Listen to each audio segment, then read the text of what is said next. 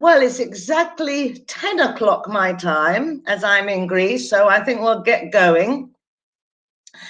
I'll just introduce myself. So my name is Jeanne Perrett, and I live in Greece. I've lived in Greece since 1981. I came here to be an English teacher.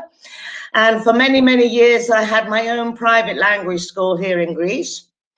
And then from that, things developed, and I gradually became a writer. And now I'm a full-time writer of course books.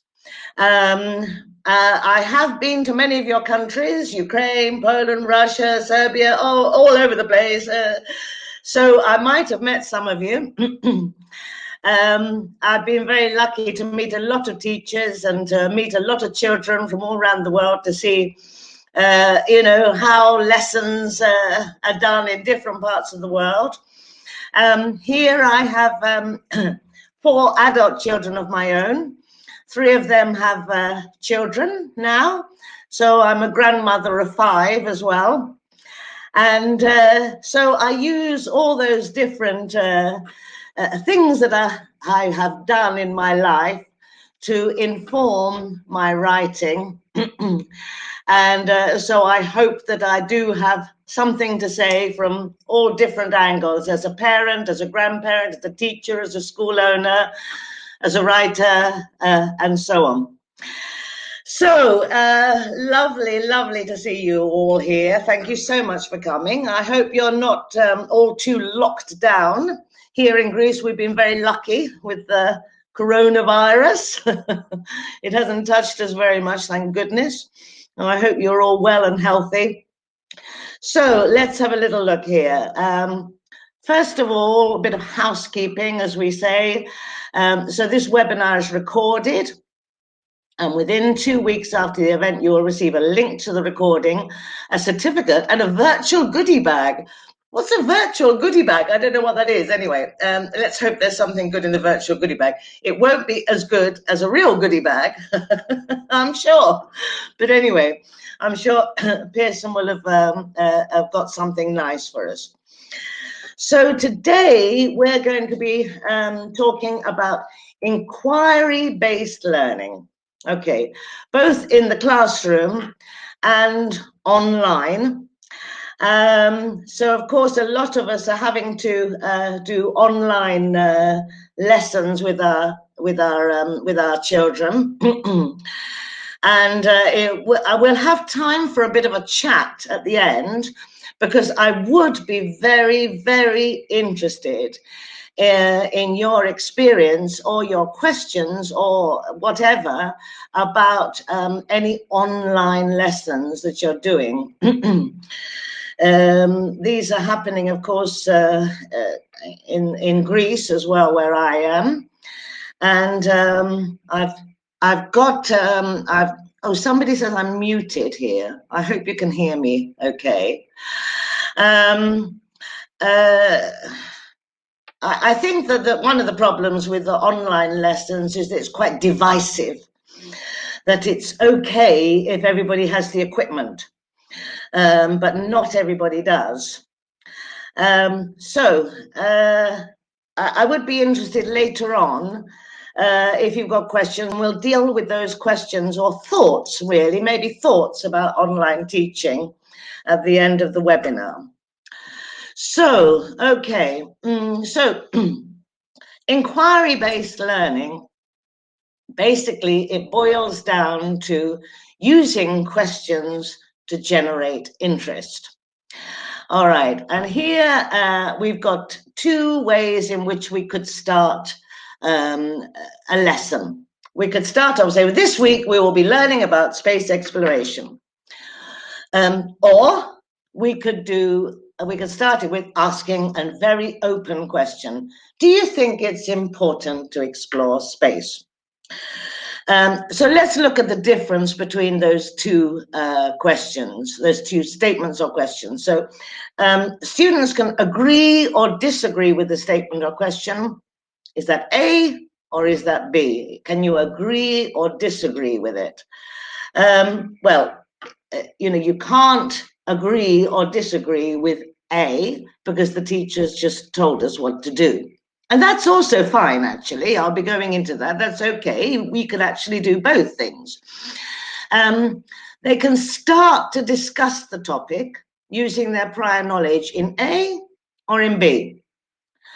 Well, you can start to discuss the topic in B. You can start it straight away. Do you think it's important to explore space? You can start it off. You know, you might not know what to say. You might just say yes or no, but you can start thinking about things with the question B.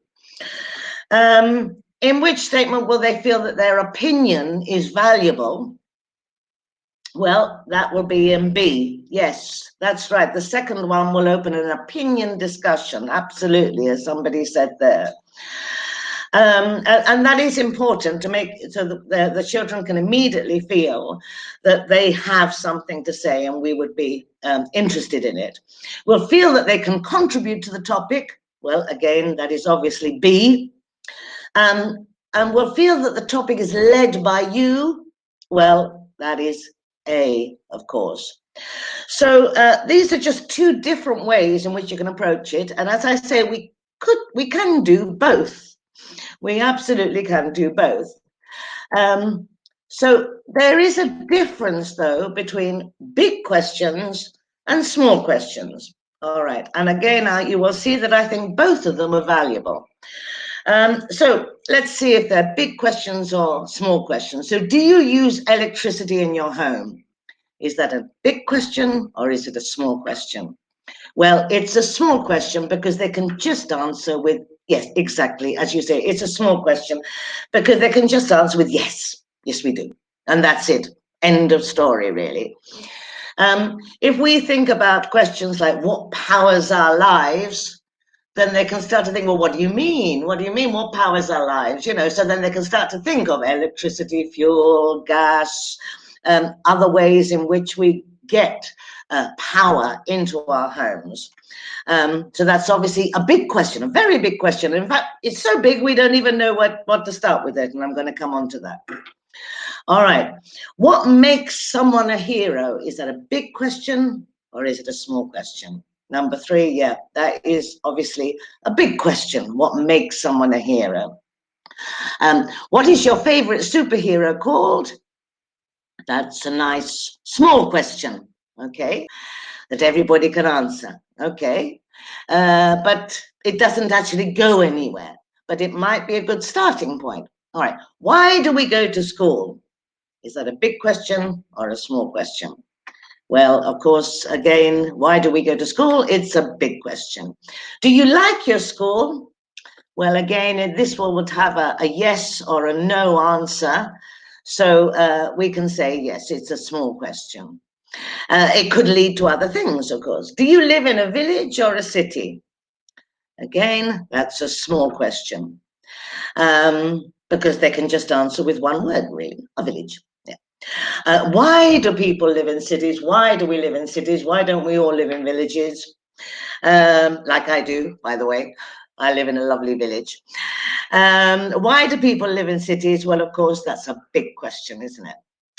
Okay, now then, I would like to point out that I've started off this webinar with quite sort of questions to you that are actually quite easy to answer. That you can all immediately see if they're big questions or small questions. And this is one of my number 1 tips, is whatever you are teaching, whatever lesson you're about to present, always start off at a kind of slightly lower level than where you intend to go. Because I think it is important that people feel safe and people feel that they can answer something, which brings me on to this, which is the comfort of small questions. We are going to be mainly talking today about big questions and how we can get our children really thinking, and ourselves, how can we keep thinking? But there is a comfort in having small questions. So the feeling of being guided and looked after in a lesson is a very comforting one. And as I say, that I have, been able to go into many, many classrooms, and I know that children feeling safe and secure with their teacher and feeling looked after, and that they can manage something, is number one. It's absolutely number one. And whatever else we do in our lessons, whatever else we're trying to teach, what we want is for our children to feel safe and for our children to feel nurtured. Absolutely. So if the children can't answer the big questions, then we can also ask the small ones. And then having small, manageable tasks expected of you is also very comforting. I'll give you a little example that about a year and a half ago, I decided to start to learn the piano. I'd never learned the piano. I knew nothing about music. I knew nothing about the piano. So, of course, I started off and I bought myself, a big digital piano, not, a stand-up one. They're very expensive. I bought myself a piano, and of course I started, like many of us do with these things, I think I'll do it online. There will be lots of lessons online, and there are lots of lessons online. But of course you don't have, I was watching YouTube videos and everything and trying to do this and that. I started off okay. But of course you don't set yourself the right goals or aims. And I very, very quickly got lost. And so then I decided to sign up at a music school where I still go, and I have a very nice music teacher. And it was so nice because she expected very little of me to begin with. And it was just such a relief that I didn't have to try and do everything all at once, which is what I was trying to do online by myself. But knowing, look, you just got to learn this piece today, and it's just like, 2 fingers, and that's all you've got to do. Come back next week and see if you can do it. So it was these parameters. Having parameters set for you is very reassuring, so that we can keep our individual goals quite small so that people can manage them. And as we know, when we're teaching a big class, there are all sorts of different levels of ability. And so that we do need to set these parameters in our class, and maybe we're going to have individual parameters for different children as well. And then knowing that you know the answer to a question is very satisfying. It makes you feel good. Children love being able to get an answer right. And of course, with a big question, there isn't necessarily a right or a wrong answer. But being able to make these simple contributions is also comforting. So I do think that we also need to use these lower level questions, let's say, as well as the bigger questions. And then what I used to find at my school is we would have these sort of quite big lessons where I was asking them, to really think about things. But at the end, they used to like having like a general knowledge quiz. And it can be a very rewarding way to end a demanding lesson. So you can end the lesson with something very simple. I think you can start the lesson with something simple, and you can end the lesson with something simple. And in between, we can do more creative, lateral thinking. I mean, I used to have a big book, and it was just things like capital cities of the world, or rivers of the world, or I don't know, any kind of general knowledge. And they used to love it. They used to really love it. And just some ordinary general knowledge going into their mind and answering, and end the lesson with something that they could all feel that they'd properly achieved something, as well as what we'd achieved in the lesson, which wasn't always so obvious because it was ongoing. So that's my point really about small questions, that they do also play an important role in all of our lessons. So now our task is, how can we make delving into big questions as manageable as answering small questions? So I think one of the things that we should think about is that, first of all, we provide different ways of responding to any kind of big question. Some children, we want to make it so that some children feel able to make notes. If you're kind of lexically oriented, you like writing, you like reading, you might want to write things down and make a note. Some people a sketch might come to mind. Maybe they want to draw something. Maybe, a lot of kids nowadays, they maybe just want to record something. Maybe they recorded. I don't know how much you use technology in your classrooms, but of course at home, most of them are doing, and most of them have got access to either a tablet or a phone. They might want to record their thoughts. They might want to work in groups. They might want to work in the whole class. They might want to work in pairs. They might want to work by themselves. So we want to somehow arrange our lessons so that they know that they can respond in different ways. They might want to respond to you as individuals. They might want to tell the whole class. Some people like standing up and telling the whole class. Some people just want to tell you. Some people just want to tell their friend because they're shy of speaking to the class, and then their friend will speak to them. Well, these are all absolutely okay ways of responding to any question. And I think one of the practical ideas that you might like to do, and I'm sure a lot of you already do it, is to use your bulletin board. Your notice board, your pin board, or a board, whatever you've got in your classroom. And if you've got a big question, pin your big question onto the board so that you can encourage children to add their different sketches, their notes, and their ideas. Because none of the big questions can be answered completely and easily. And the main thing with inquiry-based learning is to make sure that children know that their ideas and their thoughts can be changed. I've changed my mind. It's a very, very important thing to know in anything, in any kind of learning, that you can change your mind. And the whole point of learning is that we do change our minds, that we have an idea, we think about it some more, we get some more information from different places, and then we realize that our ideas have changed.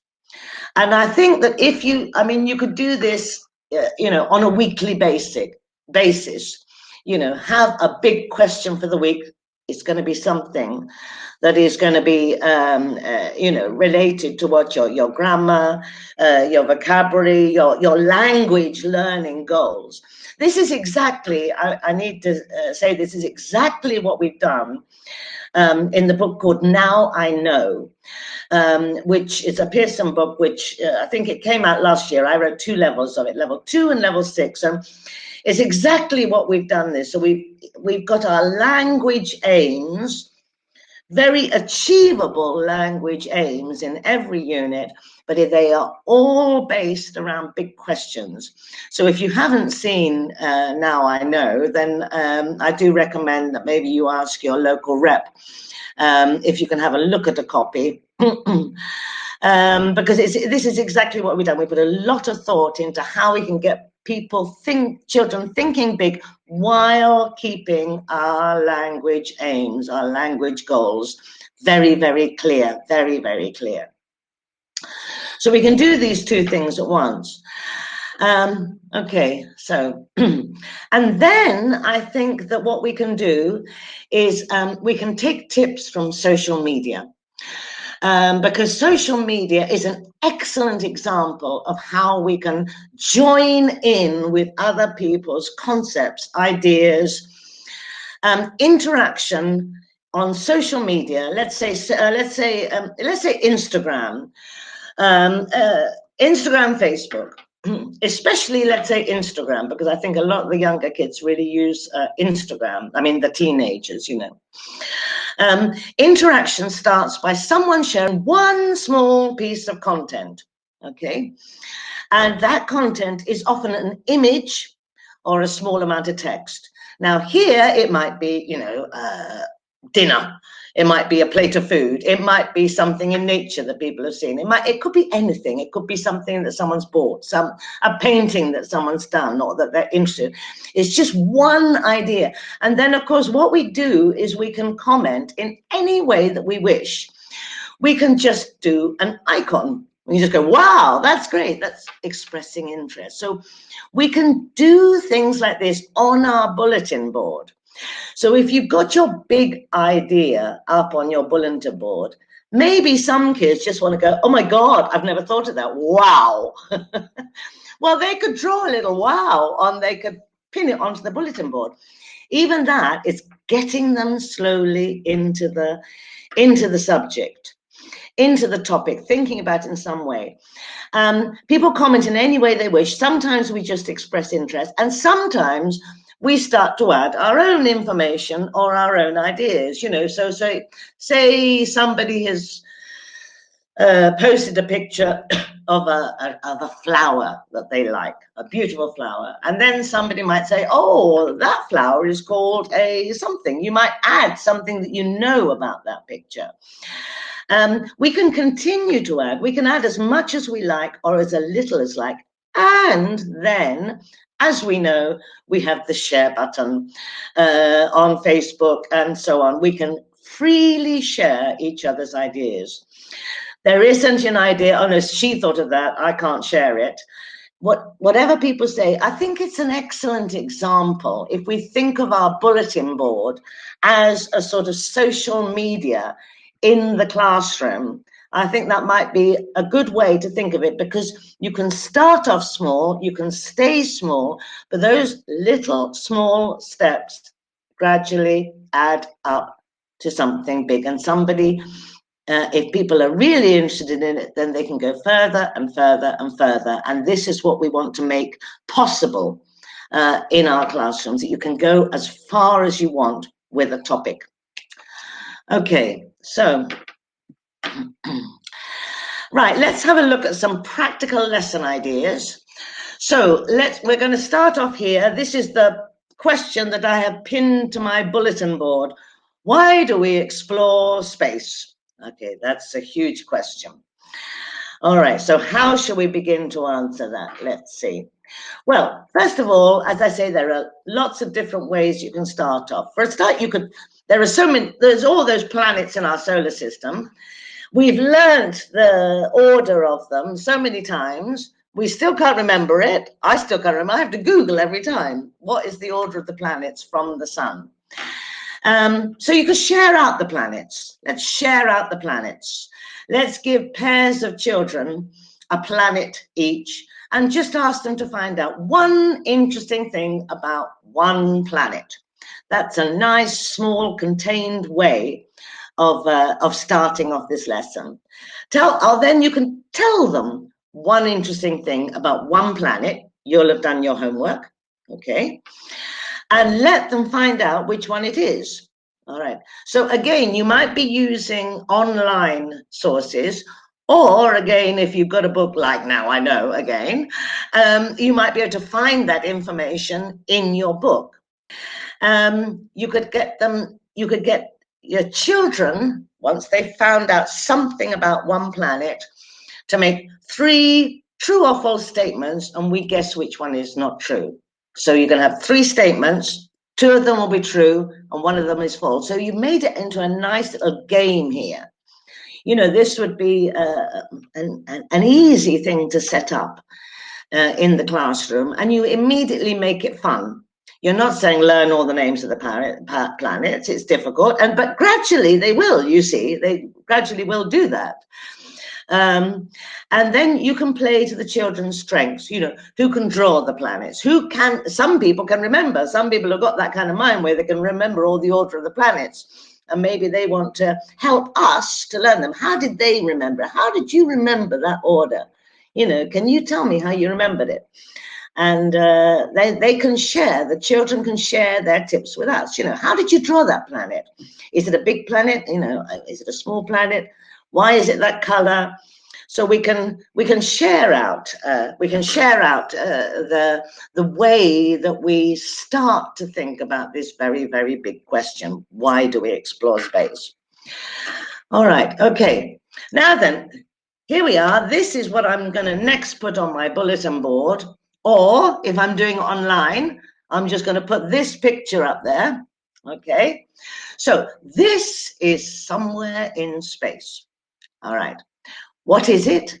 Where is it? And why is it there? Now then, I would be interested to know if anybody knows what this is. What is this a picture of? Does anybody know or have an idea? If you've got any ideas, put it in the chat box. It's something, and it is somewhere in the, it's not the moon. No, it's not the moon. All right. So you can see it's gold, it's round. There are some markings on it. It is a golden plate, but what sort of plate is it? What is it exactly? And I wonder where it is. A satellite explorer, I think, on a mission. It's not a planet. It isn't Jupiter, no. Aha! Somebody has got that right. Yes, it's in Voyager. So it's got a hole in it. Yes, you see, that was important, that hole. Now, what it was, okay, it's got messages from Earth. Yes, exactly.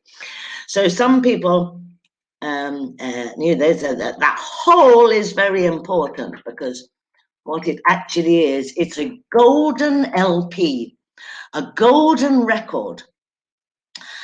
And it is on the Voyager 1 space probe. Okay. Now then, Voyager 1 was launched into space in 1977.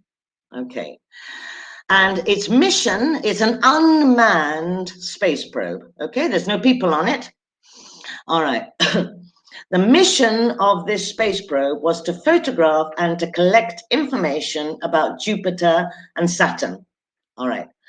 And the idea of what the thought was that scientists at NASA thought the mission would last for 5 years. Well, that was in 1977. They thought it would burn out by 1982. Voyager 1, however, is still traveling through interstellar space today. All right. And then attached to the space probe is this golden record.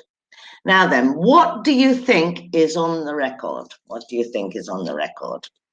Music, math, music, absolutely. I'm not sure if there's maths. I'll tell you in a minute. Music, there's definitely music. There is music.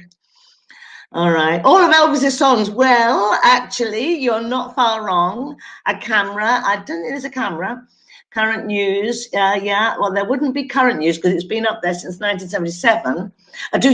Do my kids know what a record is? No, they probably don't. You have to give them an example. All right. Greetings. Absolutely. There are greetings. All right. So obviously we're doing this quite quickly, but this would, you'd start off this lesson with a thing. You'd ask the children then to go away and think about it. And then they'd come back with these lessons. So I'm giving you this is more or less like a week's full of lessons really here in one thing. So what do you think is on the record? And this is a clue. This is a clue.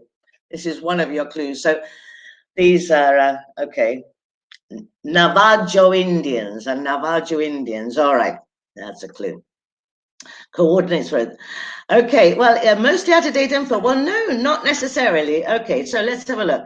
So what it is, on this golden LP, this golden record, are spoken greetings from the planet Earth in 55 different languages, including ancient languages like Latin and Sanskrit, which are no longer spoken. So you've got this, you can find this, you can find it, and now I know, you can also find it online. There's greetings to planet Earth, we wish you well, we come here in peace, some very formal in all different languages. Okay. And then there are images.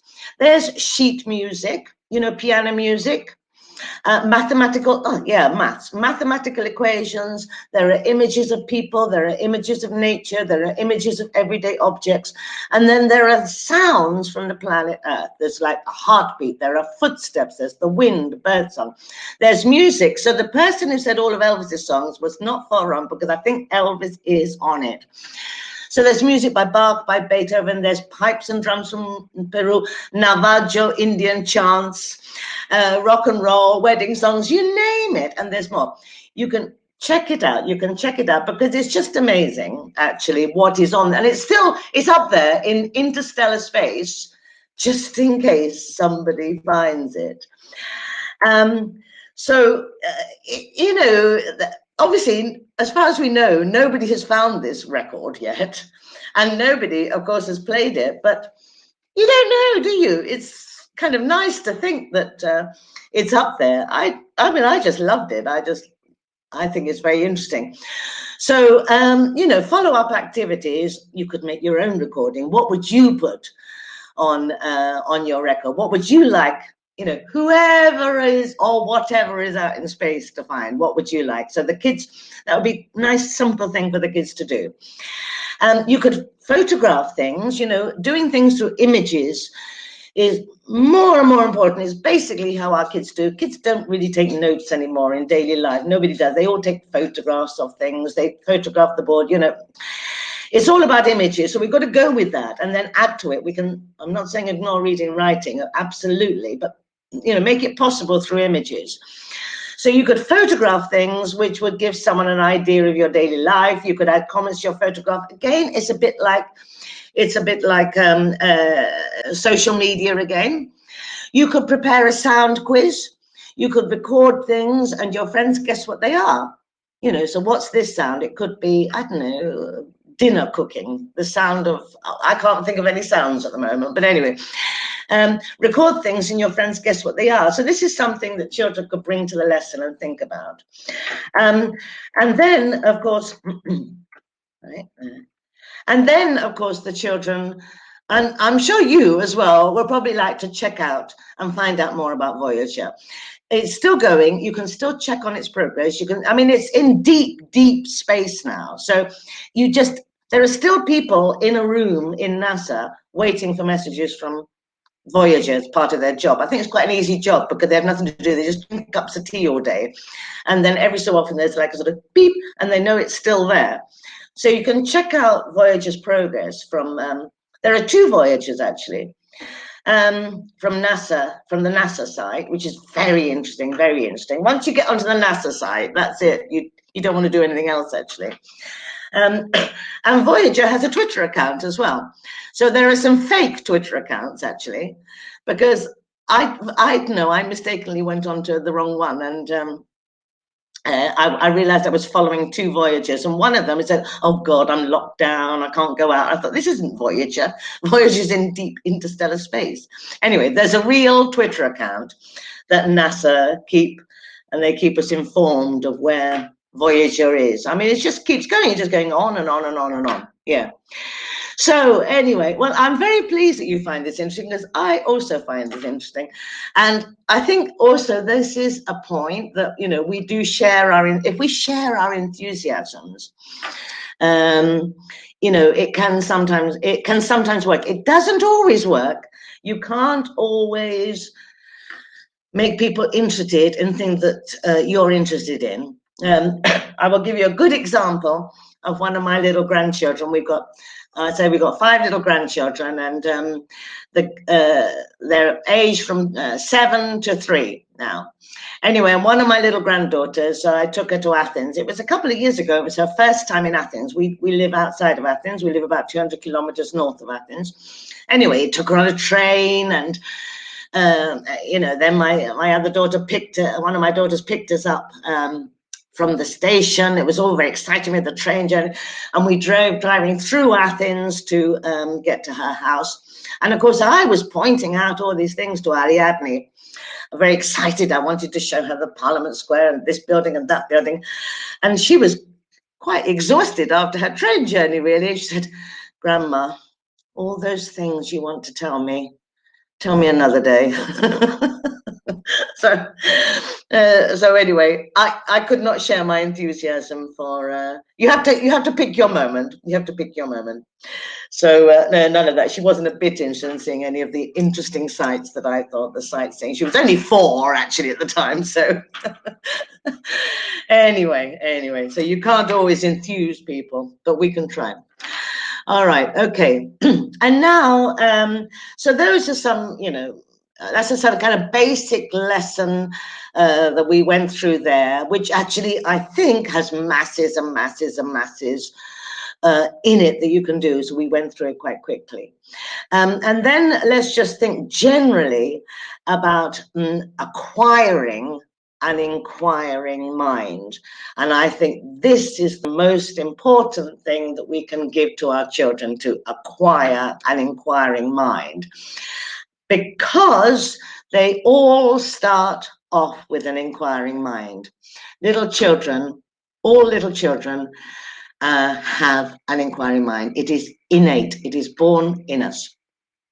And we can see this from the way that little toddlers, when they get to the age of about 2 or 3, they all say, why? This is their question. They ask why about absolutely everything.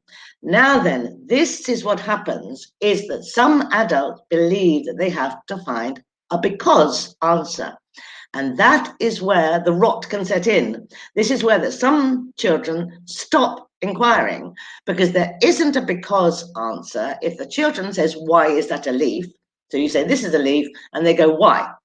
And people think that some people think you've got to find a because. There isn't an answer to because it's a leaf, you know. But the whys of our very young and the whys of our older children as well, they really mean, well, that's very interesting. I like that you talked about that. Let's continue this discussion. But the children, they're 3 years old. You know, they can't, 2 years old, really, 2.5, they start saying why.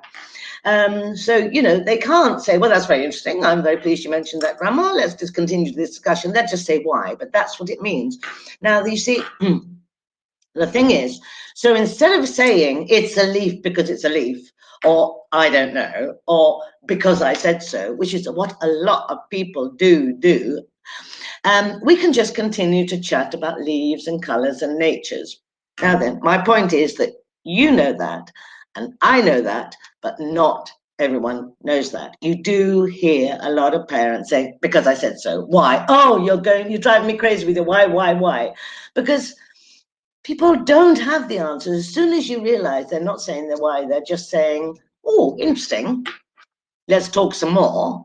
It's easy then to continue. So it is our job as educators to continue our kids' discussions about anything and everything. This is our role. This is our main role, to continue to wonder and to chat and to think, because otherwise, if you stop inquiring and you stop thinking about things in a big way by the age of 5, which it does happen, you see, it does happen, you know, it's going to be difficult to keep it going in later life. And this is the thing, this is what we have to do. We have to keep out finding more things. We have to keep on. Now, this is our role, our main role.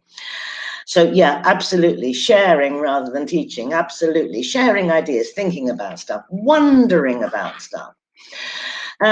So we can do these things. So first of all, we can be open to big questions, not afraid of big questions, because we can make big questions small, okay? We can be prepared to just wonder, to muse, to think about things. Just having time to walk around, potter around, whatever you're doing, just think about something. We don't have to find an answer to everything. You know, we can inspire ourselves by just having a little think, and letting our children see that it's okay just to have a little think and to get things wrong, to know that we do not have to find immediate answers, and to know that there is no such thing as a silly answer. You might have an idea, you think, oh, that's, you know, daft, but it might lead to a good one if you keep it going. Just think about things. You don't have to think about things all the time, just having a ponder, having a wonder. And then, of course, what we do in our lessons is to equip our children with ways of making steps forward towards finding answers. So they know how to look for things. You know, the kids are just amazing online anyway. They do know how to research stuff, or they know how to find things, as we know. Yeah, to make sure that they feel excited, to make sure that they can continue to find out something, but to make it possible for them, as I said, to respond in different ways. So that if they've got, you know, why do we explore space? They just want to, I don't know, just draw the Voyager record or something. If they just like the color gold, it's still something is still going to stay in their heads in some ways. And later on, they might know about it and they might find out something else about it. And then, as I say, to share your enthusiasm and your passion. So that is actually it from me. Because that's the trouble with a webinar. You always think it's going to, but of course, because we can't actually talk for each other. But what we do now have time for is if we've got any questions or any thoughts, you might want to put them, maybe, or Charlie might, he might curate some, okay, somebody, excellent, thank you. Oh, there's no Elvis. Kenneth has told us there's no Elvis. Oh, well, that was a mistake, wasn't it, on the record? But he's given us more information about the what's on. I mean, you know, check it out. And if you check out the greetings, some of them are hilariously old-fashioned as well, the way that people have put things. But I suppose it's because they've been translated into English. So let's have a look. I just see here, hang on a second, if we've got any, okay.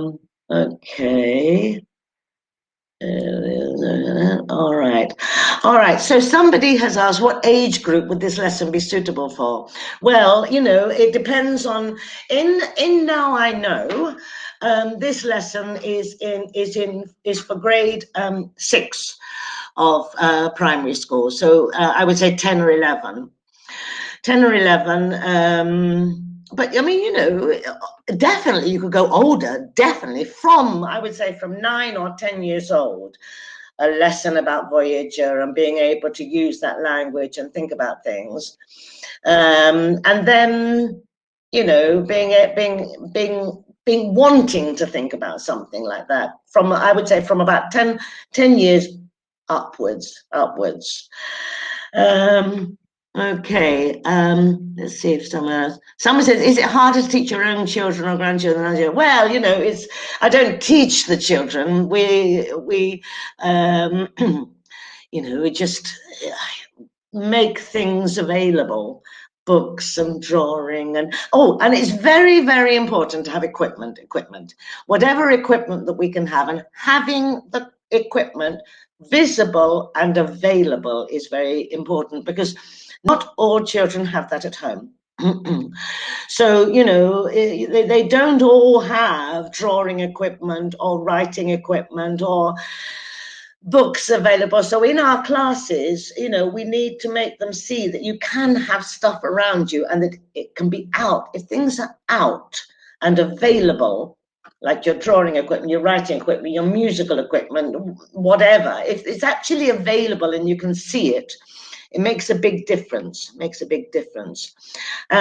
So how do you balance direct instruction with inquiry-based learning? Very, very good point. You see, anything about inquiry-based learning, any of these kind of theories or sort of styles of teaching always have to be adapted to a classroom.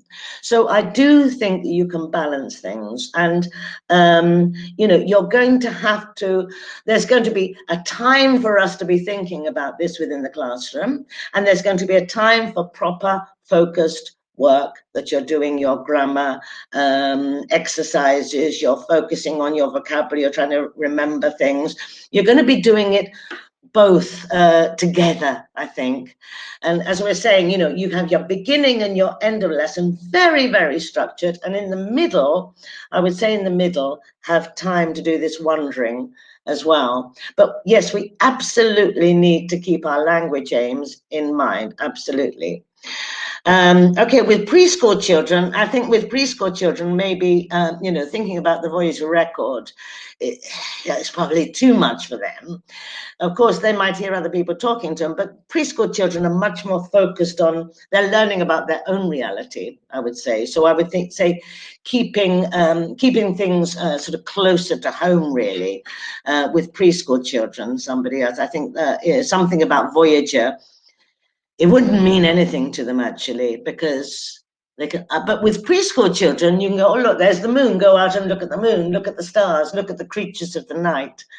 I would start in a much smaller way with the little ones, They don't know what greetings are. They don't realize how amazing it is that greetings are going through space, you know. I think it would go over their heads. Let me just see if there's other questions here. Hang on a second. Okay. All right. Anything else here? Let's have a look here. Open thinking time. Yes, absolutely. How do you allow for open thinking time with time constraints? Do you plan it or make it a whole lesson? I wouldn't make it a whole lesson. I think it's very exhausting to think for 50 minutes. But I would, within a week, I think if we look at things over the course of a week or over the course of a project that we're doing, that we balance it. You know how they say with children, you know, say, oh, my child doesn't eat or doesn't she eat healthily? And you have to say, you don't look at what the child's eating today. You've got to look at it over the course of a week. Are they having some fruit? Are they having some vegetables? Are they having some, you know, lentils or pasta or meat, you know, whatever they're having?